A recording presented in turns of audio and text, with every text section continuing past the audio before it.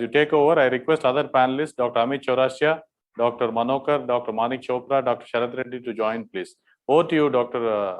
Pinto and Dr. Saru. Thank you. Thank you for inviting me, Dr. Kumar. Hopefully, Dr. Grube can stay on as one of the most experienced TAVR operators on the planet. So, you contribute a lot more than I will, No, my friend, not right. Okay. Nowadays, this new look of beard, we call it as COVID look, sir. After COVID, we wear masks and we don't go for anything. You're looking good, great, but go ahead, sir. Thank you. Okay, terrific. I want to thank Dr. Kumar and the organizers of the meeting for inviting us to show some live cases. I want to thank our staff who came in really early this morning. So to my right is Dr. Mamu Nakamura, my associate, Yusuf, and then of course we have Arvind, and of course I have my surgeon brother, Dr. Wencheng here. I also want to thank our nurses and techs here. So there's Jen and Ruchi and Marcella and Premal. They're all here. Dr. Scaff is going to help us with the TE. And we have, who's our anesthesiologist? Dr. Lai. Okay, Dr. Lai is actually giving us anesthesia support. So let's go ahead and get started. We had to change our case last minute, and if you get time later, we will show you the case that we were supposed to show you live, but we had to do that case urgently. But we did save some slides. Now, so let's go ahead with the slide presentation, please. Okay, great. This is a 80-year-old man presenting with progressive dyspnea exertion with severe aortic stenosis. The mean gradient was 41. The valve area was 0.6 and was referred for TAVR. His medical history otherwise is notable for hypertension, hyperlipidemia.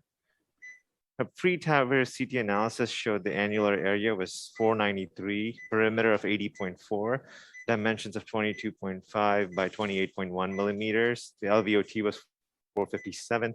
The signs of Valsalva right was 30, left 38, non-cusp 34.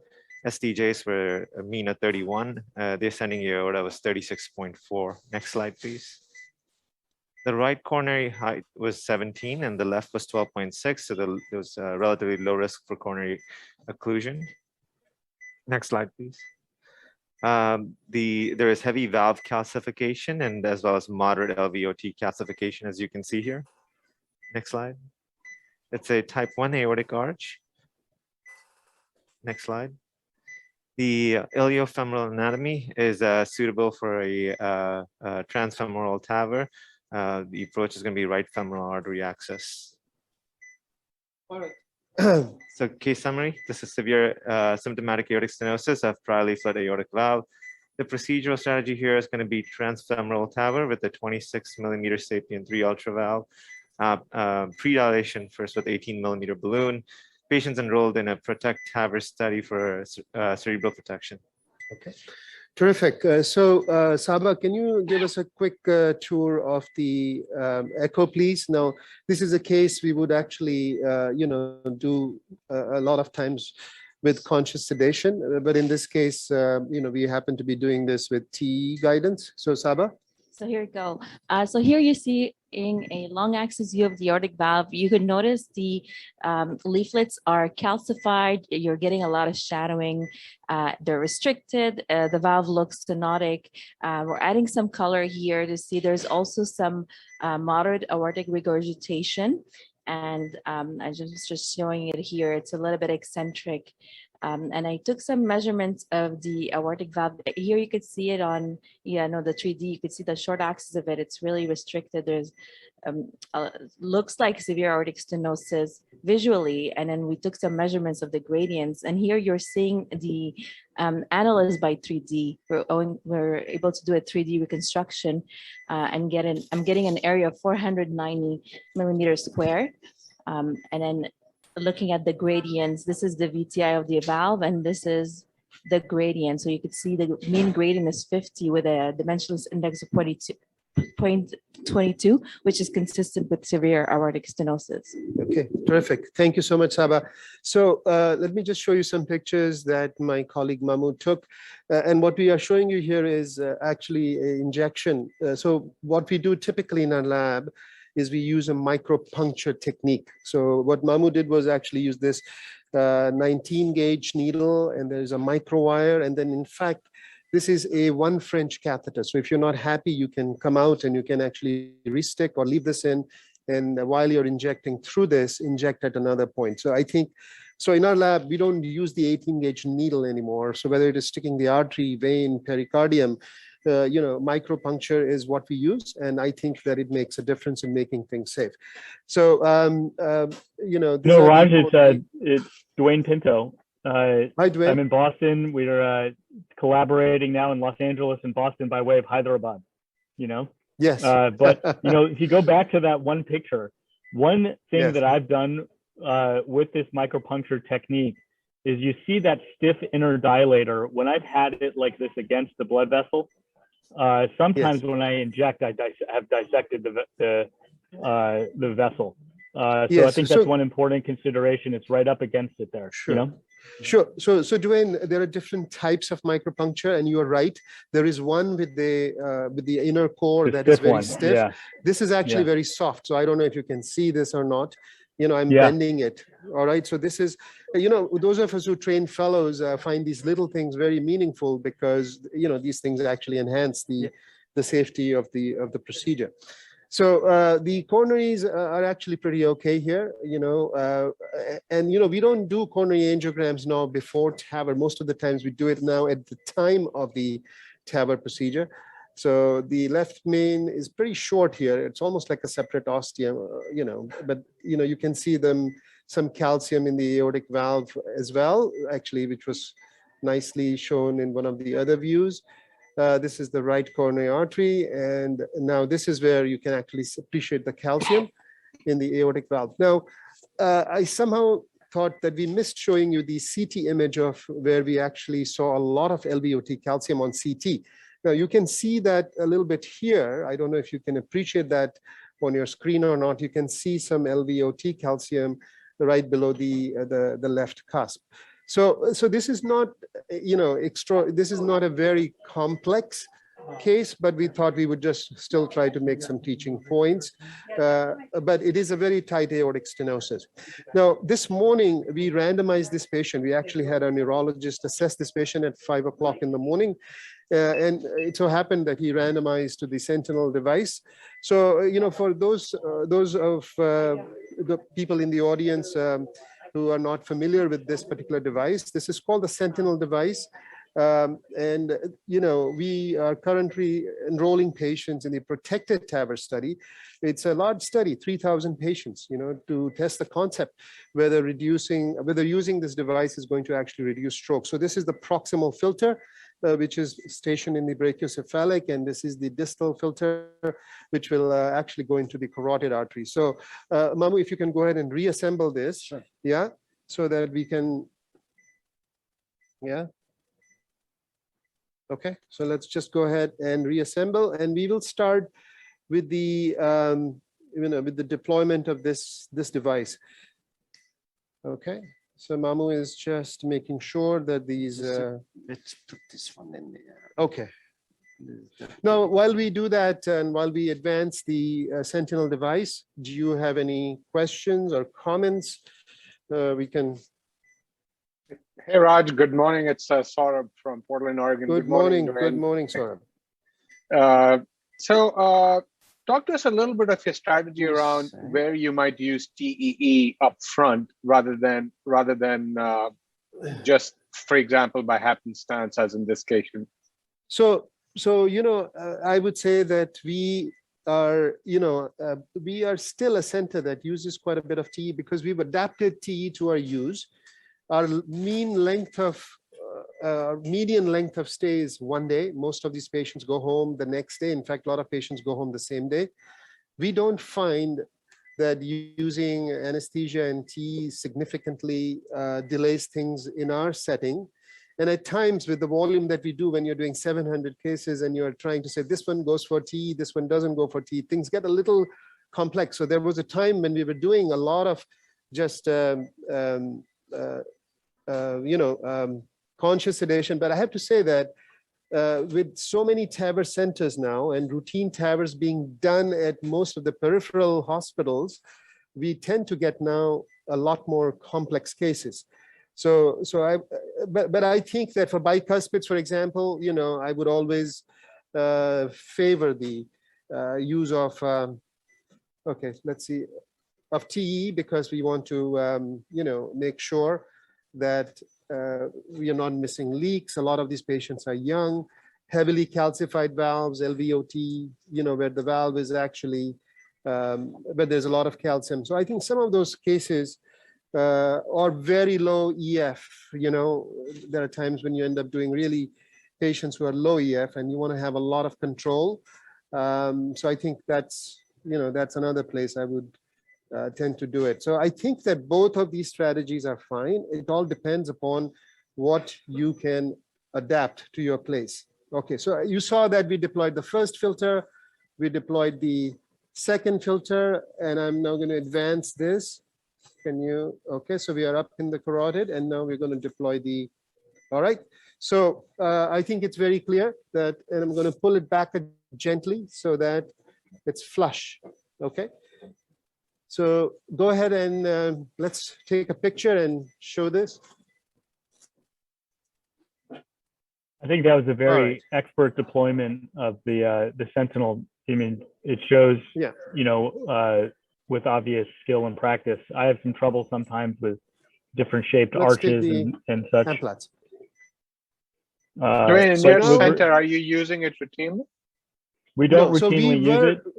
We were using it routinely, and we did so for about 1,700 cases. I think the data from the TVT registry was not very strong. And so we thought that the right thing to do is to do a randomized clinical trial. So we are actually now enrolling patients in the randomized clinical trial. And, there are 3,000 patients that will be enrolled in this study. And I think we are almost up to like 1,800 patients. So I think there's going to be an interim analysis around 2,000 patients, which will then dictate whether we do the additional, 1,000 patients and, so on and so forth. So I think that is the right thing to do, I feel. Now, there are some young patients and heavily calcified valves. Have I broken, heavy changer rules in those patients? The answer is yes. All right, so. I think Raj is right. It's an important advance to get this data from randomized trials because. Yeah, so as you saw that we used an MPLATS 1 and we've actually crossed the valve. Okay, so, for those of, for the new operators in India, I just want to say that, it's a good idea to use MPLATS and a straight wire. Most of the times, actually, it'll work. And to cross the valve like you're crossing a lesion. So, just go find that gap fluoroscopically and advance the wire rather than, a lot of times just poking it 100 times, and just seeing randomly. So I think if you find the gap and if it doesn't go, then sort of change the position of the MPLATS a little clockwise, a little anti-clockwise, etc. And most of the times you're able to do that. So, these are generally the steps that are actually in our lab done by our fellows, crossing of the valve, even advancing the catheter system. Would you feel taking aortic route sometimes will help in seeing the pinpoint hole where it is and yes, in fact it does. I think it's very. We showed you a picture at baseline where we took a picture, but you're right. It can actually help. It does help. But it's putting your pigtail catheter in the cusp, non-coronary cusp. It all of a sudden orients you to that space, and giving an injection also helps. Now, in this case, because the valve is tight, we will go ahead and we will pre-dilate. The goal is not to be very aggressive in pre-dilatation, but just so that you make enough room and you're not struggling while crossing the valve. So I would say that 80% of the times we actually don't pre-dilate. Okay, so in this case, also, when you're doing a live case, you don't want to struggle, but most of the times I would say that we don't pre-dilate. In this case, the calcium is relatively heavy and the gradient, as you saw by by echo was quite robust. The mean gradient was what, 50 or something, right? So, okay, so let's go ahead and do some rapid pacing, please. Pacer on. Okay, let's go up. Down, please. Open. Off, please. All right. Okay, so let's just take this out. Now, this is just a 20 millimeter balloon, and I wanted to ask you, Saurabh, and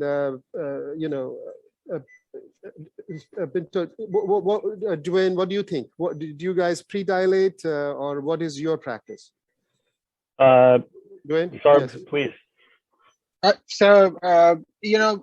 We generally have, but the newer platforms moved away. I mean, I remember the times when this was the old Sapien and you had to pre-dilate. Yes. And that That's was correct. mostly to facilitate crossing.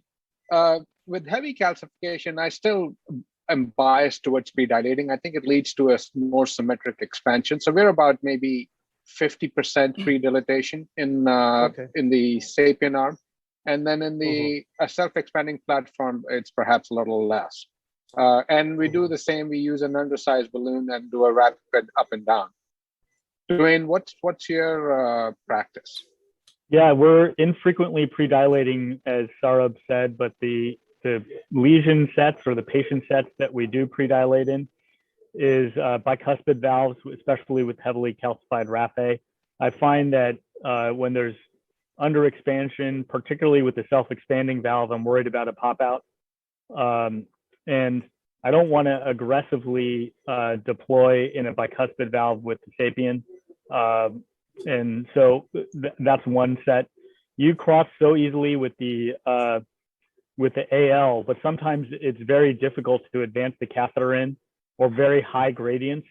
We'll maybe pre-dilate those patients, but we're still in a vast majority, maybe 10-15% of pre-dilation. Raj, I don't know where you're at, but yeah, and one minor. I think we are where you are. I think I think about 20% of the times max. I would say, yeah, I think that's where we are in terms. We have a minor difference in how we cross the valve.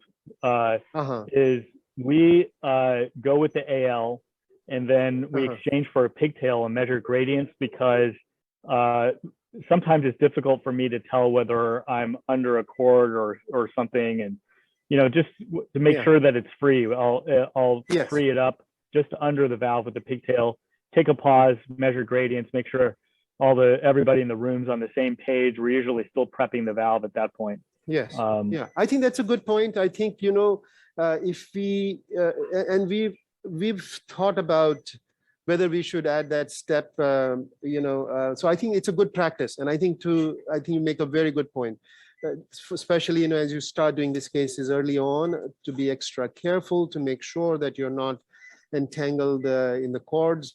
So those are all very important points. I would completely agree with you.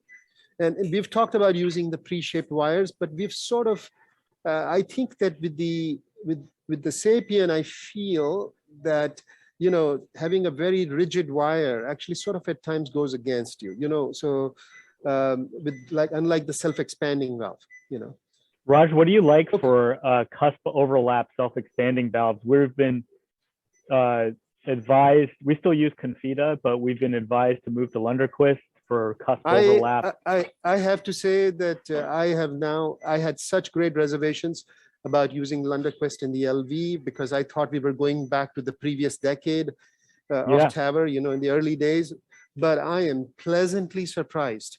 And the reliability with where it lands, with self-expanding is terrific with Evolut. So and using rapid pacing. So we've actually changed whenever we do self-expanding valves.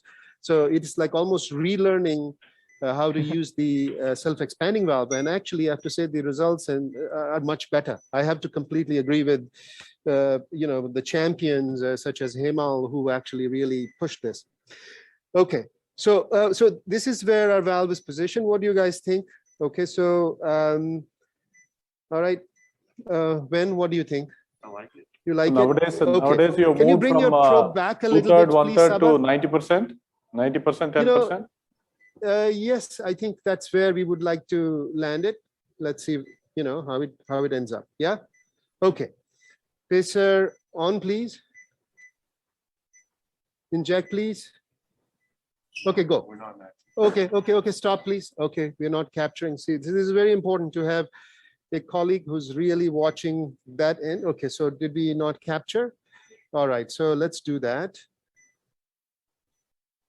All right, can you, okay, when you will go up when you see that we are fully captured. Okay, all right. Are we ready again? Pacer on.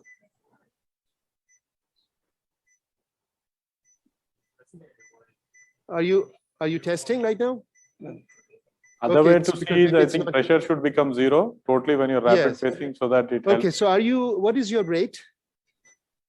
108. 180? Okay, so we didn't, for whatever reason, I guess we were not capturing. So let's just go ahead and try again. Ready at 180? Okay, all right. So it's still not capturing every beat. Yeah. So that's why, let's see if it, Now it's okay. You know, sometimes, yeah, there you go. okay, go up.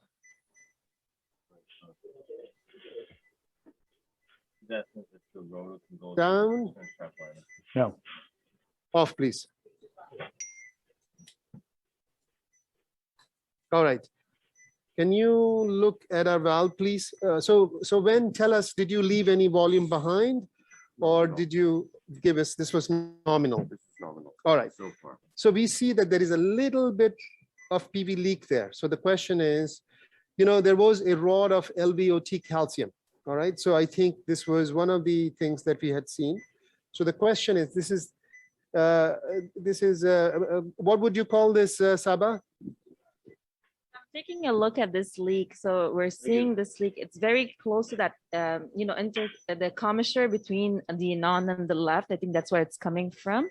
Uh-huh. And then there's so it's leaking a lot, mild right Okay. now. Okay. So, but you gave all the volume, right? Yeah. So I think maybe I we got two can. extra I didn't give. So we may just go ahead and give a little bit more, maybe an extra cc, and see if we can make this better, because there seems to be a little bit of a gap there, right?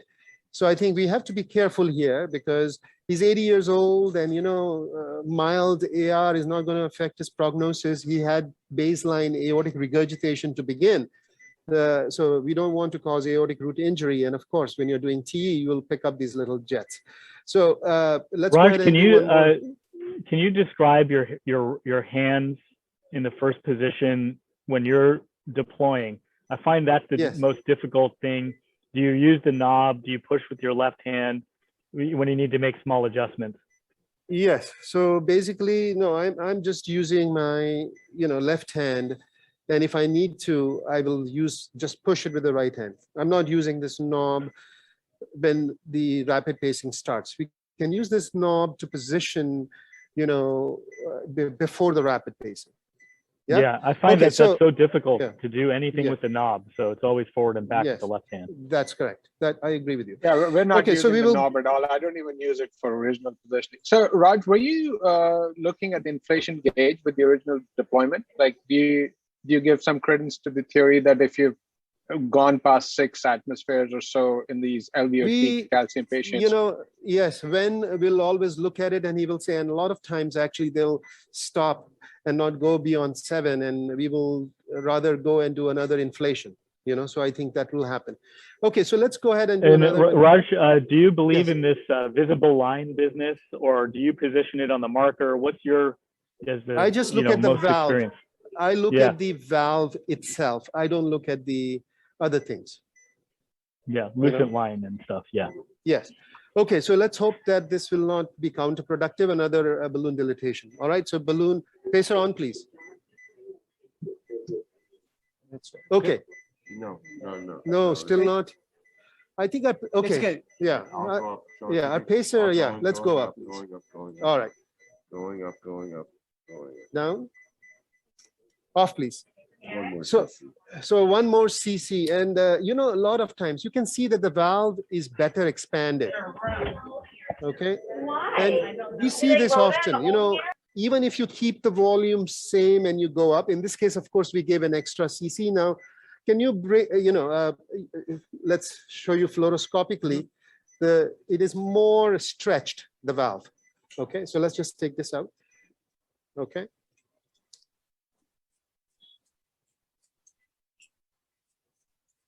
Oh, so our wire came out, which is okay. Can you show us? God is telling The us to valve stop definitely looks better dilating further. expanded. Right, so the valve is better And expanded. then the gap has decreased. And as you could see, the PVL decreased and looks more like trivial now. Yeah, so it's, I think, trivial. Can I have a J wire, please? Because I think it'll be nice to show the gradient.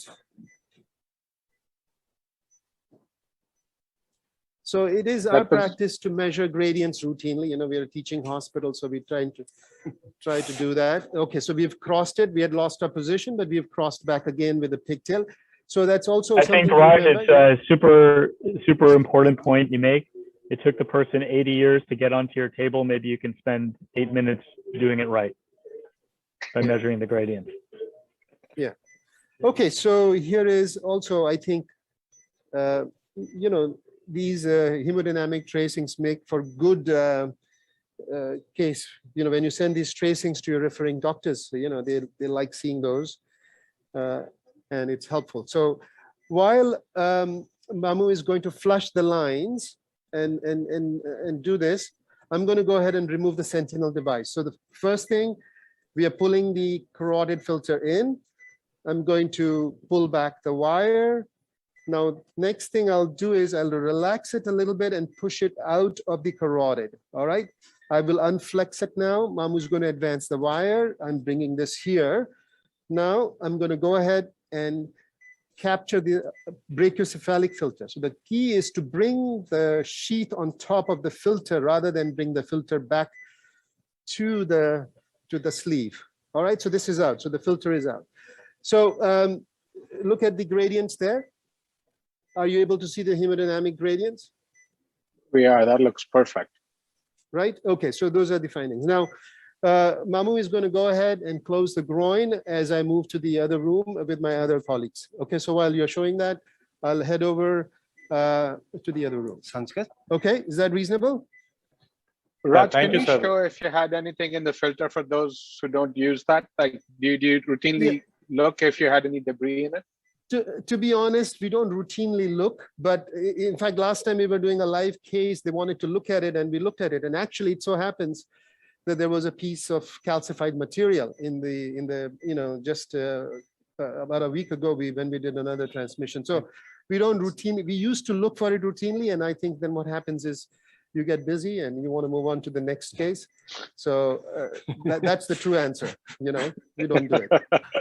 I mean, you're not going to do All right. anything different if you see something in there or not. Yes, yes. Okay, terrific. Great.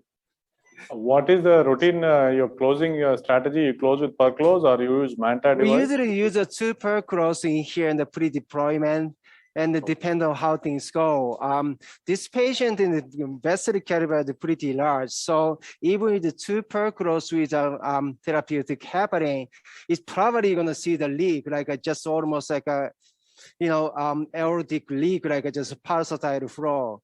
My personal way to do these things, I don't chasing the perfectionism for these 2 per cross. If you are perfectly able to hemostasis fine, like a fantastic, we'll take it. However, my goal is like just make this 14 French or even bigger hole is like a 6 French or 8 French equivalent.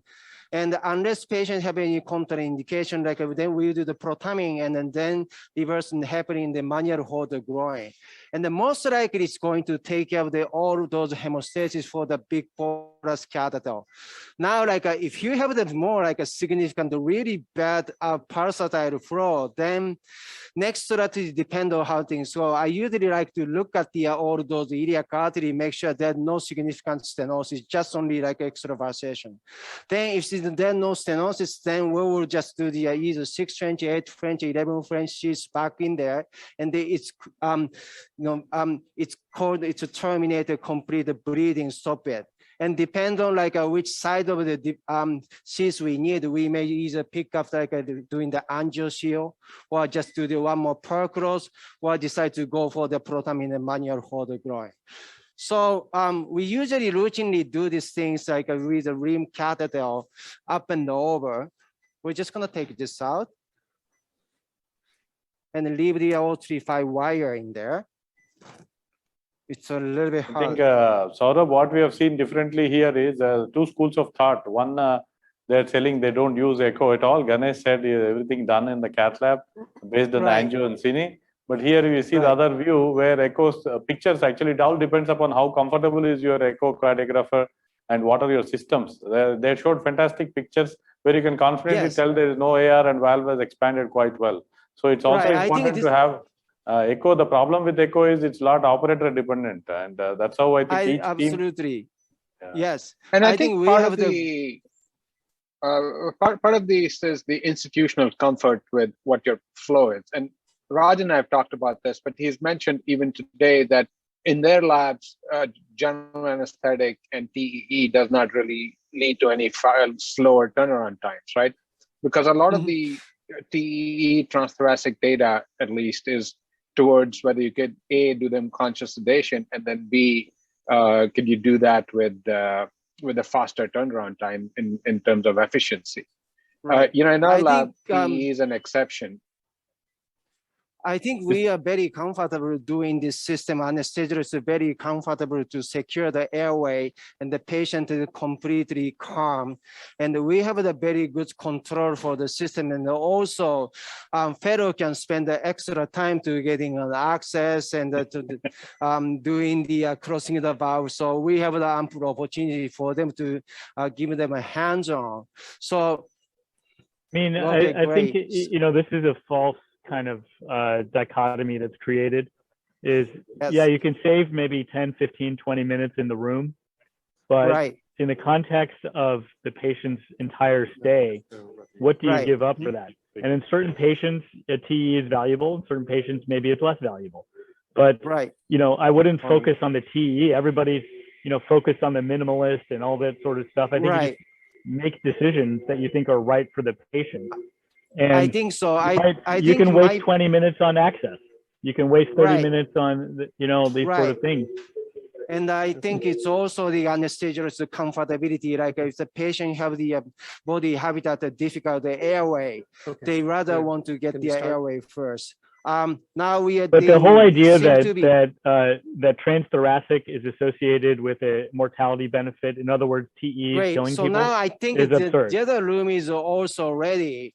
So we are down here, and it looks to me like a hemostasis is successful. We'll just make sure one contrast injection. Can you just perform please here? Do you reverse with protamine before you remove the sheath or put this, or you don't use it? I usually make sure that no occlusion in the artery. But I think this one, the problem, we can give a protamine. Test that. So, Juan, it's not a Srinivasa- question of only time, but we feel some of the contraindicated patients for general anesthesia we miss out. That is another, because Yeah, I one of think the it's advantages okay. we claim is we don't need general anesthesia for this. So that is Right, right.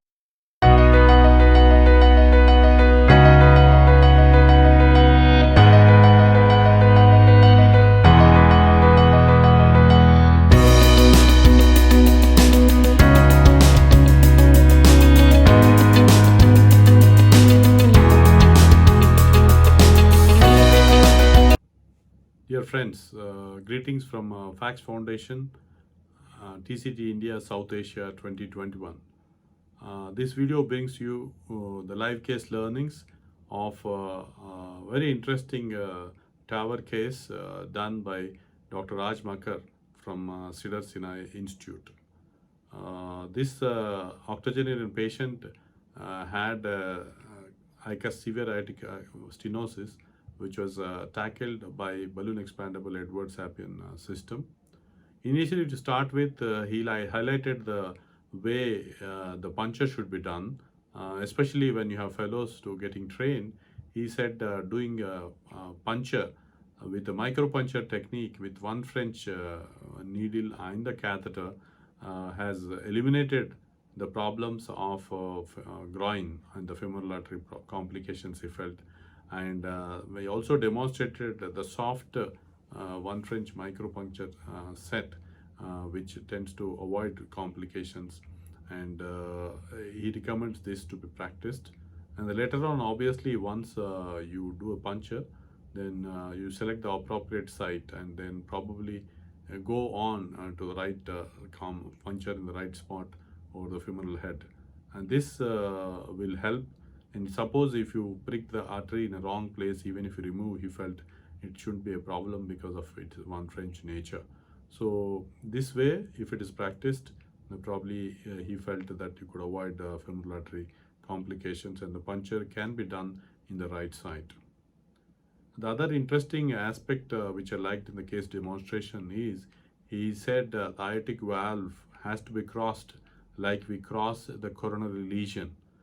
You see the calcium, you see the pinpoint hole of the aortic stenosis and aortic valve opening, and try to take the wire. Probably he felt that Amplat's catheter and 6 French catheter with a straight flexible tip wire could be used to cross the aortic stenosis, and he said it has to be crossed in this system, and rather than blindly poking here and there, which will create trouble and waste a lot of time. And if at all you find more challenge in seeing the pinhole meatus of aortic stenosis, probably taking aortic root angio would also help to localize and see the valve opening and helps in crossing the aortic valve. So this he called it as crossing the aortic valve like in coronary arteries, like what we are comfortable with coronary interventions. And the other important aspect, occasionally when you find some challenges in crossing the valve, then he said putting the pigtail in the non-coronary cusp also gives us the orientation and helps us in crossing the valve. And then probably same Amplat's catheter usage with clockwise turning a little and then trying to cross the valve will help us to cross the aortic valve in difficult scenarios. The other important thing which was different with Raj Makkar Center was effective utility of transesophageal echo guidance throughout the procedure. This he felt is very important, especially in patients of severe airway dysfunction and patients with difficult calcified anatomies, unusual anatomies. It will help us in proper positioning of the valve, and it was also shown effectively that the valve positioning and the minimal paravalvular leak which was left after the procedure, which is again sealed off with 1 millimeter ml dilatation more of the valve. So all these were effectively demonstrated by the transesophageal echo guidance. In his institute, he felt anesthesia as well as TEE got so organized, this will not hinge or delay the patient's discharge, because most of the patients again still get discharged the next day morning itself. So he felt this system, if it is implemented properly, could be better, especially in setups like his where you get a lot of high risk complicated cases with straightforward TAVRs being done elsewhere. So he also discussed regarding the PROTECT TAVR trial.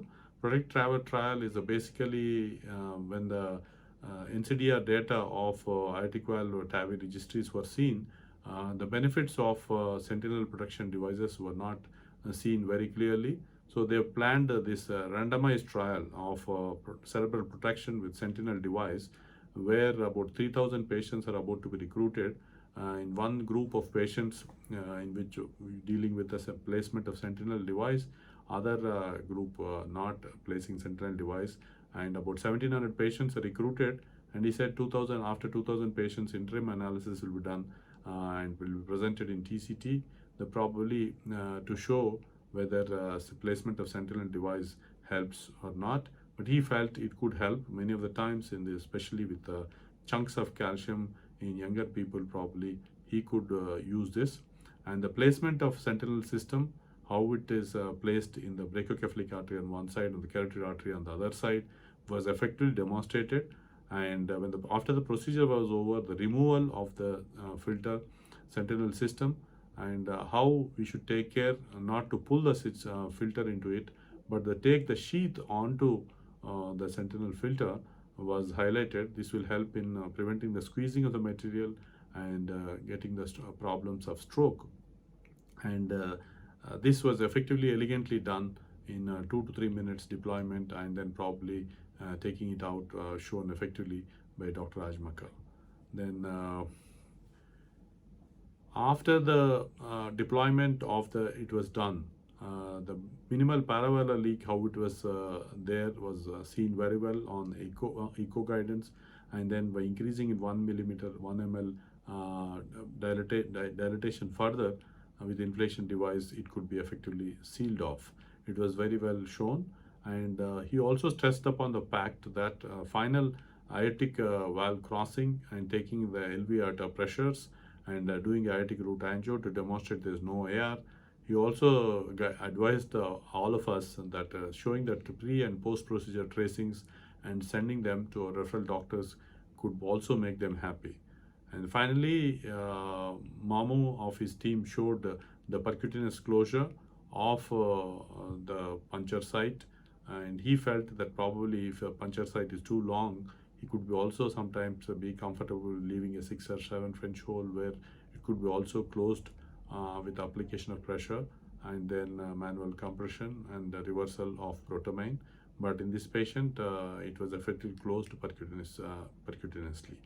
I think these were the learning points. One of the very important point I thought is effective usage of transesophageal guidance throughout the procedure and assessment of PVL through it, and then probably the Sentinel system placement, and then how to remove it, how to avoid complications was effectively demonstrated by Dr. Raj Makkar from Cedar Senai. Thank you. This is Dr. A. Srinivas Kumar. Hope you all liked and enjoyed these live case learnings from Dr. Raj Makkar from Cedar Senai. Thank you.